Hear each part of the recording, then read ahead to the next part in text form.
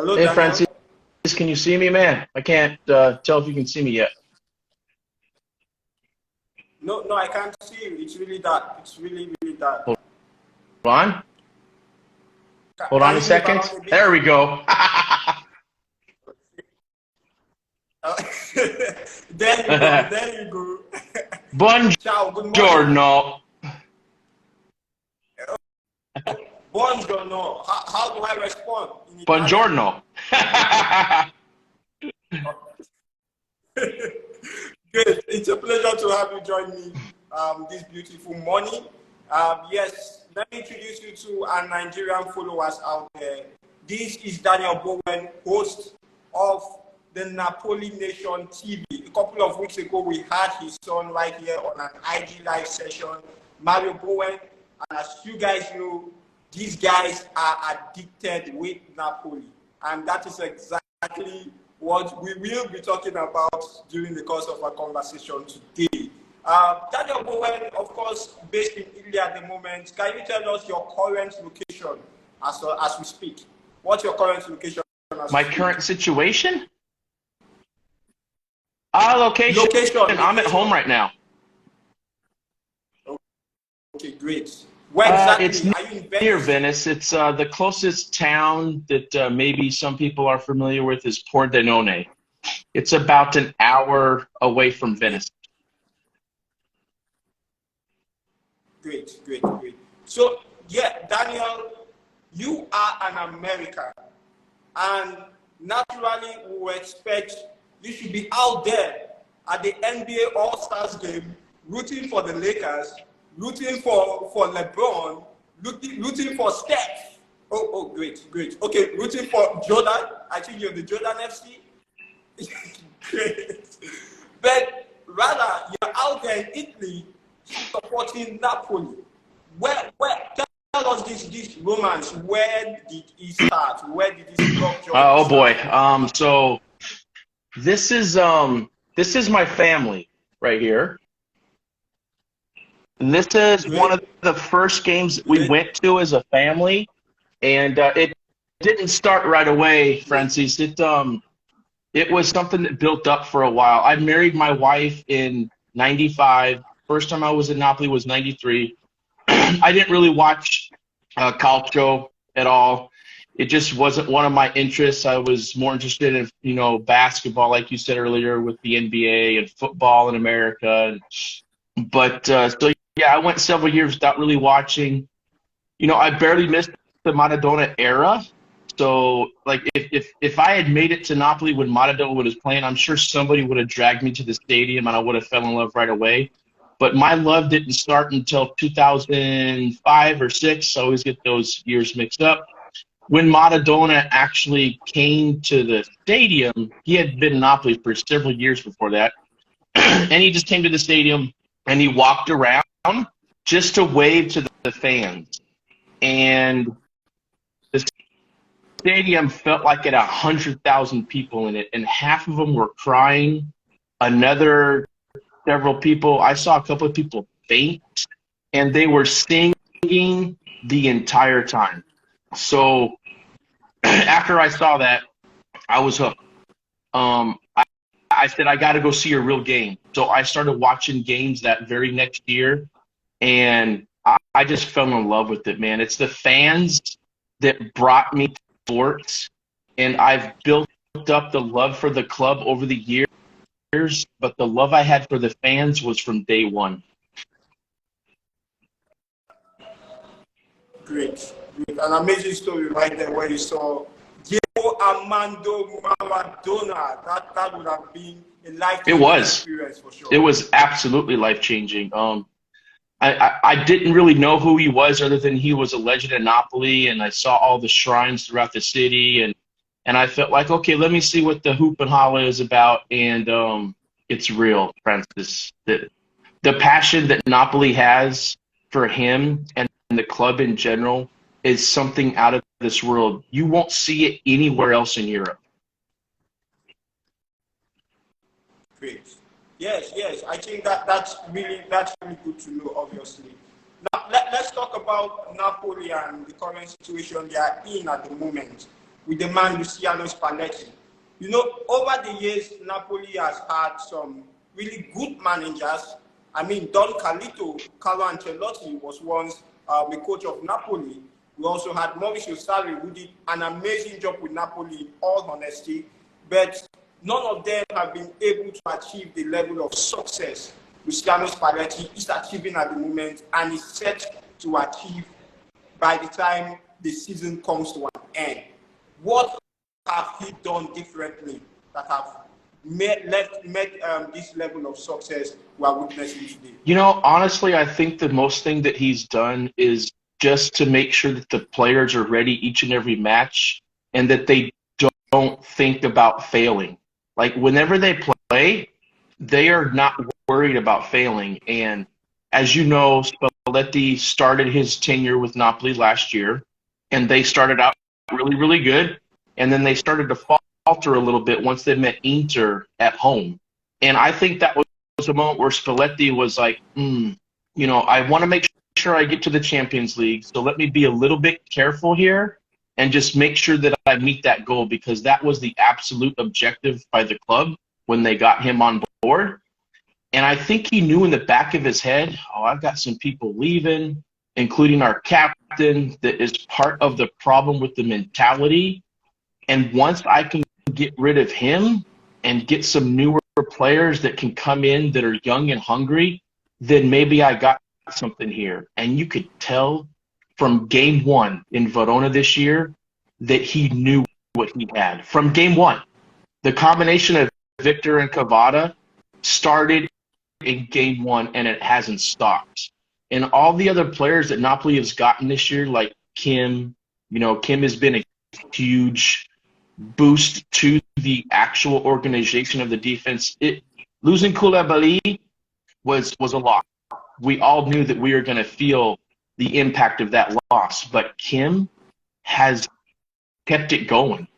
He really has. And the entire team just has the right mentality. And Spalletti, you can't give enough credit to Spalletti, making sure that they stay focused and that they understand how good they actually are.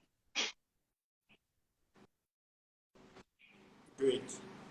Yeah, we talk about Kim, the Korean, and I can remember after the game against Roma, Jose Mourinho actually talked about Kim and said he wanted to sign him when he was at Tottenham, but he couldn't because the Tottenham board didn't know him then. But I mean, filling the shoes of a Kalidou Koulibaly, who has even struggled to adjust to life in London with Chelsea right now, he definitely did a whole lot, Kim. I think he's been very underrated in what he did. Absolutely. Great. Now let's talk about Victor. Obviously, what were your first impressions about Victor Osimhen? I mean, this was a guy from Lille Metropole, did just one good season at Lille Metropole in France. And then Napoli were set to sign him for 72 million euros or thereabouts. And this was a guy who, I mean, to a large extent was really here to prove himself, to the European football and even world football as a whole. So what did you make of his transfer? And also, the sacrifice that Gattuso had to make in order to get Osimhen at Napoli, even having to reduce his salary in order to fund his transfer. What did you make of Victor Osimhen the first time he stepped foot at Napoli? I'll be honest with you, the first time that I saw him play, I knew that he had the desire to give 100% from the very get-go. There was no doubt that the one thing was that he has a motor that never stops. So that was evident immediately. And then the other thing that you notice is his speed, his size, his athletic ability, his ability to get high in the air, all those things that you want in a striker, he had. What he needed to work on, I think, is just his calmness. I think that his ability to lead more on the pitch has grown immensely since he came on board. And now that he's put everything together, the sky is the limit. Great. Absolutely brilliant. And you can say those are aspects of Victor's game that has improved this season in terms of his temperament. Last season, he was very temperamental. But now, I think he shows more control. Oh, absolutely. I'm trying to think. I don't think there's been one moment in any match where he has lost control like he's done before. He hasn't gotten any red cards. You can tell that his passion is even more than it was before, but he's using it in the right way, and he's not reactive to things that maybe he should be reactive to from an emotional standpoint, but he's keeping his emotions in check, and that has made a huge difference in, all but one loss. We have one loss the entire season, one loss. And he's been a huge impact on that. So, I mean, one of the things that I'll never forget is I went to watch a practice at the training grounds, and listening to him and the way that he was talking on the pitch and yelling out commands and his desire in practice, just like it is in a game, that has to be part of his development. Just the fact that he is wanting to become more of a leader on and off the pitch, including on the training ground. How about his impact on the pitch itself? Are there aspects of his game you think needs improvement? Or will you say this is the finished product as it stands right now? Needs improvement. Can't say consistency, because before consistency was a little bit of a thing, and he scored in 7 straight games. Maybe his clinical part of his game, like when he's in front of goal, to be somebody that never misses. We noticed in the last game versus Sassuolo that he had a moment where he was all by himself, and he used his off foot, and the shot went off the bar. That would have been a moment where if he can get to where he's 100%, not 100% right, but near 100% clinical in front of goal, especially when nobody's there, for him to just to break down and be more calm and just put the ball where it can go to actually get past the goalie.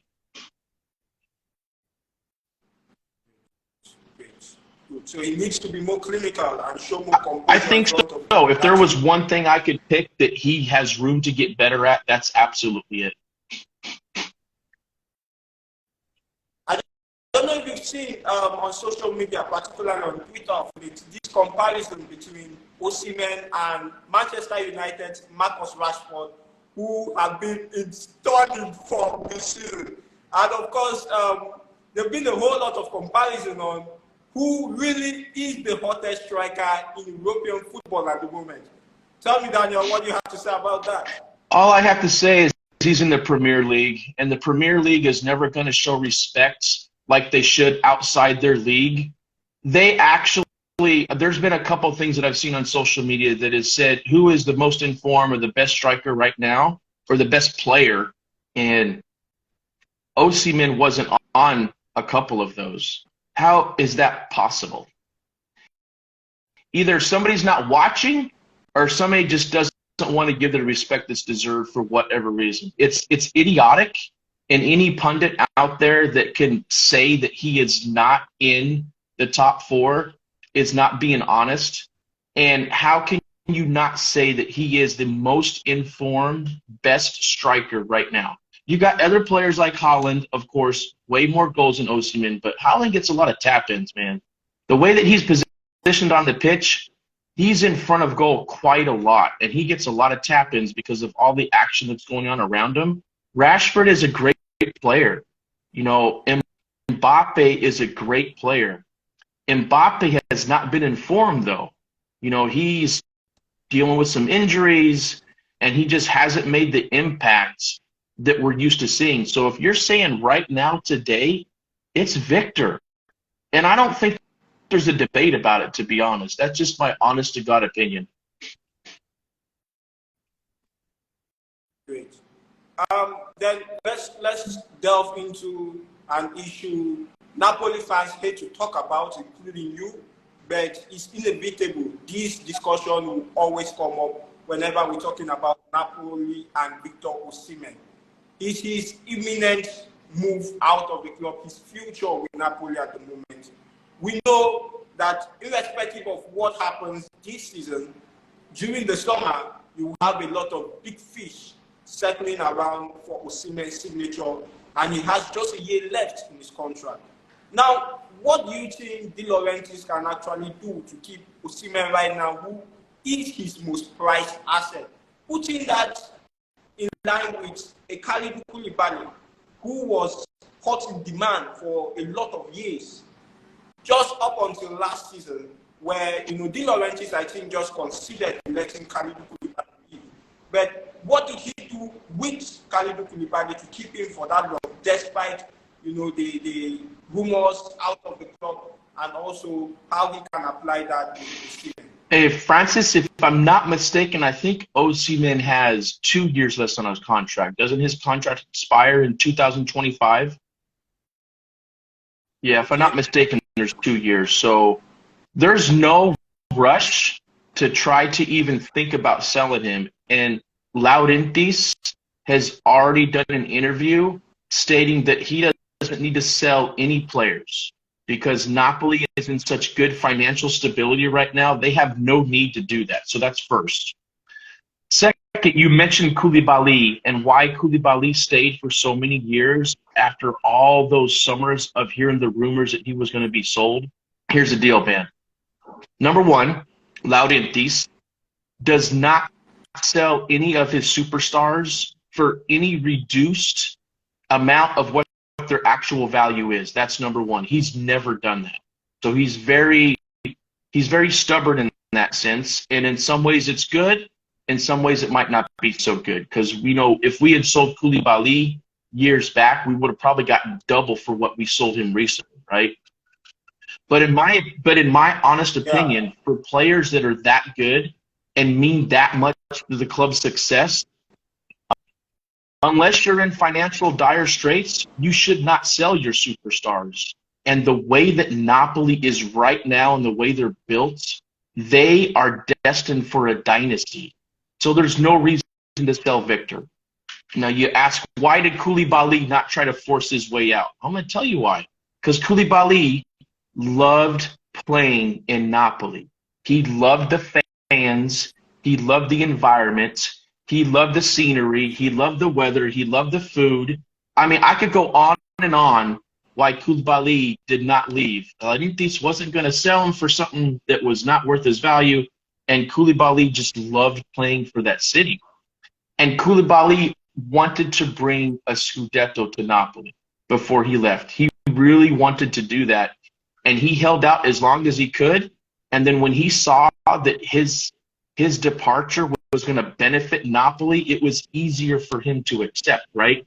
So hopefully Victor is thinking about this and he can understand what he means to the city, to the club, to Calcio in Italy, and what he can do to sort of like stick it in the Premier League's face and say, okay, you don't want to recognize me because I'm not playing there. Well, I'm going to show you a thing or two, and I'm going to build the dynasty for this Italian club, and I'm going to finish my prime in Napoli before I actually go somewhere where I know I can make a whole lot of money. You know what I mean? I hope he's feeling like that. I hope he understands that. Now, Laurentiis, to keep him to stay, Laurentiis is going to need to do two things. Number one, he's going to need to make him the highest paid Napoli player in the history of the club, because Victor Osimhen deserves that respect, right? Number two, he's going to need to convince Osimhen that he is now 100% winner and he wants to get more trophies, including fighting to win the Champions League. Laurentiis has already said in his interview, why are we talking only about the Scudetto? We can win the Champions League. So that's a good sign for me, and I'm sure Victor has heard that he said that, and Victor's got to be thinking about that. So there's no rush to sell him. Let's do one more year. You know, the Scudetto is pretty much wrapped up. They have an opportunity to go very far in the Champions League. And if I'm Victor and I get to the Champions League semifinal or the final, and I know Laurentiis is going to bring in a couple pieces next season, I don't want to leave, man. I want to win the Champions League. And if I go to another team, am I guaranteeing that I'm going to win the Champions League with anybody? No. But why don't I try to do something special and historic with Napoli by winning the Champions League? You know what I mean? All right. So a lot of talk have been about Victor, but also there's been a lot of talk as well about Kabbalah, who has been his partner in crime. They are like the hottest duo in European football at the moment. Between both players, who would you say have made the biggest impact on Napoli? Oh, that's a good question. So the reason it's a good question is because they've both made a huge impact this season, right? But this is Victor's third year, if I remember right. I think this is third year, and his impact was felt right away. But he's built his impact to what he's actually doing this season, right? Cavada. This is Cavada's first season. Nobody knew he was coming from. Nobody knew this was going to happen. There's not one person in the entire world that knew he was going to be able to make this impact. I know that there was clubs that knew that he had the potential, but you could honestly talk about Cavada and Osimhen once the Scudetto is won, and depending how far they get in the Champions League, you could talk about both of those players and being a Ballon d'Or candidate. I mean, why not? Bringing a Scudetto to Napoli for the first time since the Maradona era, get into the semifinal, the final in the Champions League. They have a chance to break the record in points earned in Serie A. If they do that, there's no reason that they both should not be mentioned as Ballon d'Or winners if they stay on this pace. Absolutely, absolutely. I think I agree with you right there, 100%. Away from that as well, let's talk about, we've talked a lot about the Champions League. And of course, Champions League football resumes for Napoli this week against Frankfurt in Germany. What would you say will be a good finish for Napoli in the Champions League? You've talked a lot about Victor Osimhen thinking of building a dynasty that will not just see them win the Scudetto or dominate Italian football like the Milan teams did dominate in the past, but also express that dominance in European football, because Italian teams have fallen off the pecking order when it comes to European football over the past few years. Remember the days of the Milan clubs, Inter and AC were very, very dominant. So what would you say will represent a good finish for Napoli in the Champions League this season, and also their game with Frankfurt? I mean, in your podcast, you talked about a 2-2 finish. You predicted a 2-2 finish, yes, in the first game in Napoli, or in Germany, rather. And so what do you have to say about it? Well, here's the thing, man. So Frankfurt is a very good team. They are in the hunt for the Bundesliga title, even though they're sitting somewhere around 6th place. They are not far off of first. And they've had a really good run of form. They tied Bayern recently. So Bayern leads the Bundesliga, and they tied them recently. They have a very strong attack. They have some talented players, and they have some of the most passionate fans in the world. So you combine all of that together, when Napoli walks into that stadium, it's not going to be any joke. Frankfurt's going to be ready to play, and I think that they are going to exude their will and their energy onto Napoli, and Napoli's they're going to have some difficulties in this game. So I believe it will end in a draw, but I do think that there's going to be goals scored. I think there's some weaknesses in Frankfurt's defense, especially on the counterattack. So I see Napoli scoring at least 2 goals, but I also see just the sheer energy that team's going to have, that they're going to get a goal or 2. So, yeah, I'm sticking with that 2-2 prediction, and I don't think that's a bad result for Napoli, because when they go back to the Maradona, they're going to get blown out. Napoli going to destroy them in Napoli. If I had to predict the result right now, if they stay the way they're playing, which there's no reason why they shouldn't, a 2 or 3 goal win is what's going to happen in Napoli. So, but I do know that Spalletti, he is not going to come into that stadium with any different mentality. He's not going to play for a draw. He's coming to that game. So it's going to be an amazing game, and I can't wait to watch it. It's been a minute since we watched some Champions League football, so I'm really looking forward to it. And I'm looking forward to Victor exuding his dominance because he hasn't had that opportunity in Champions League this year due to the injuries. So, I mean, you saw what he was doing versus Liverpool before he got out, right? He was coming at them boys, right? So I think he's looking forward to I think he's looking forward to this Champions League game so that he can prove to everybody, including the UK, why he is the best striker in football right now. I agree with you. I think the Champions League will represent a very, very good opportunity for Victor Osimhen to do so. Meanwhile, Spalletti himself, how does he find that balance between Napoli in the Scudetto race? I mean, it looks the race looks over as it stands right now. But you agree with me that Napoli have some personal goals that they will try to reach, boxes they will try to tick before the season comes to an end. And then here is the Champions League where they really need to put up a good performance. How does Spalletti find that balance? So Spalletti so far this year hasn't really made any mistakes in his selection of players and formation. He's really stuck with the 4-3-3 the entire season. His one bad mistake was when he threw out a bunch of the subs in the Lecce game at home. That game ended in a draw. And I think he learned from that.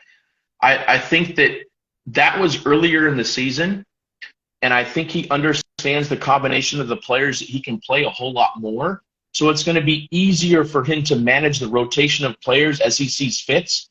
And I don't know about you, Francis, but I haven't noticed any players on Napoli that have shown. But I think he'll monitor that on the training ground, and when he sees that a player is a little bit fatigued, I take that back. Politano, I think, has shown that a little bit. And he's made the right decision with Politano. He's played Lozano a whole lot more recently. I know Lozano's going to get a start in this game on tomorrow night. So I'm not concerned about he's going to manage the rotation of his players because he's done really well with that ball team. Great. Meanwhile, Daniel, if Osimhen goes on to win the Scudetto, let's imagine this scenario. Osimhen goes on to win the Scudetto. He will win the Scudetto. There you go. He will there win you go. He will win. Okay, let me put it this way. When Osimhen wins the Scudetto, as well as the top goal scorer award in the league, how is it called again? Caniere. Great. Now, where will Osimhen rank amongst the Napoli greats? Maradona, Hamsik, Mertens, Insigne. Where will Osimhen fall amongst these guys? Oh man. So you mentioned Maradona first. I think that he's going to need to build a dynasty to where he can get himself to where he's level with Maradona.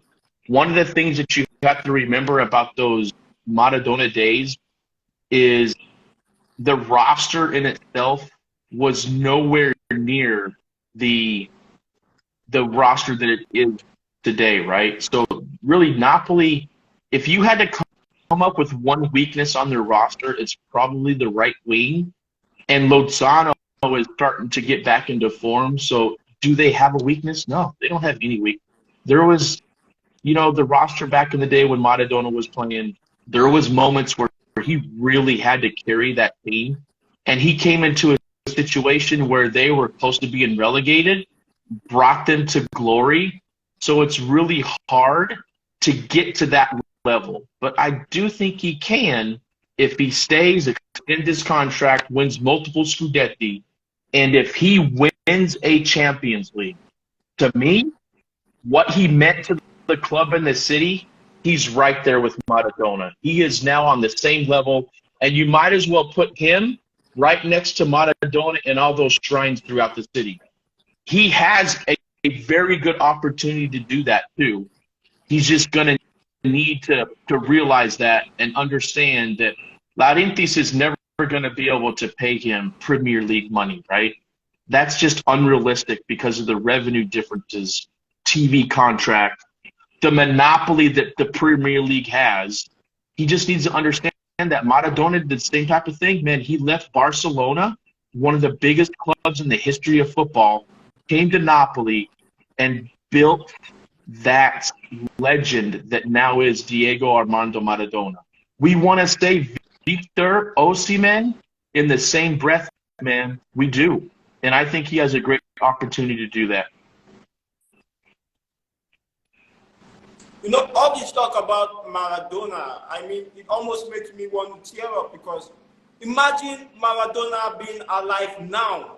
Just last year, Argentina went on to win the World Cup since he last did so in 1985, about some 36 years ago. And right now, yes, Napoli set to win the Scudetto since he last powered Napoli to such a victory in 1990. Come on, man. Wow. What a story would have been for Maradona. So it's called destiny, man. And that destiny is being shot down from heaven from Diego down to Messi in Argentina and now down to the city of Napoli. I mean, you know he's sitting up there watching this and he's living it up. He's living it up. And it would be so amazing if he was still alive for him to witness it. But he is witnessing it. He just witnessed it from heaven, man.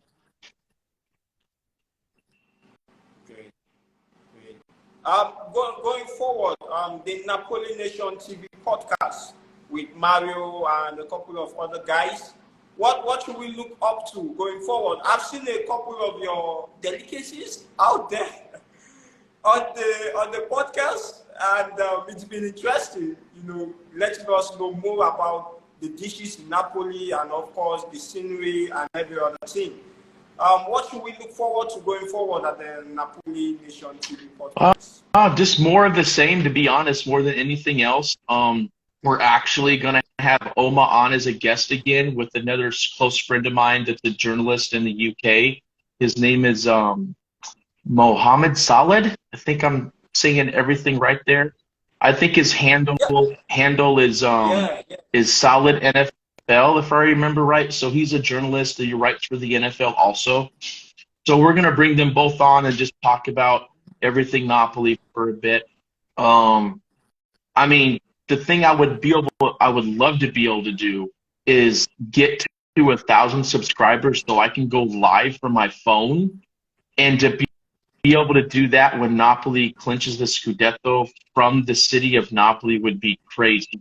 So if I had a goal that I wanted to get to, which is pretty difficult right now because we're sitting at about 330 subscribers, it would be 1,000 so that I could actually do that once the Scudetto was clinched, or even by the end of the season to be able to go live while we're getting the trophy lifted. That would be an amazing thing to be able to do that. So that was what I would like to do. I don't know how realistic that is, just because there's a limited amount of Napoli fans throughout the world. It's not like I'm trying to get people on board that are Inter, Milan, or Juve fans, right? So I get that. But so mostly just more of the same. I mean, I hope we can do that, but we'll see. And before I forget, Daniel. Oh, one more. How many? Hey, Francis, one more thing I don't want to forget. The next thing that we're actually doing that I think people would be excited about is once we get to 500 subscribers, I am going to work my butt off to get a kit signed by one of the Napoli players. And here soon, I'll probably put out a poll once we get closer to 500 of which player people would prefer, and then do everything I can to find one of those players either at the training ground or after the game or something to get them to sign that kit for somebody that we'll give out in a giveaway. Great. I think that would be a marvelous gesture, no doubt. That would be a marvelous gesture, no doubt. And like I said, before I forget, how many goals do you predict Osimhen to score in the league this season? So at least 30. I mean, where's he at? Where's he at right now? 18, 17, or 18? 18? So he needs what, 12 more goals?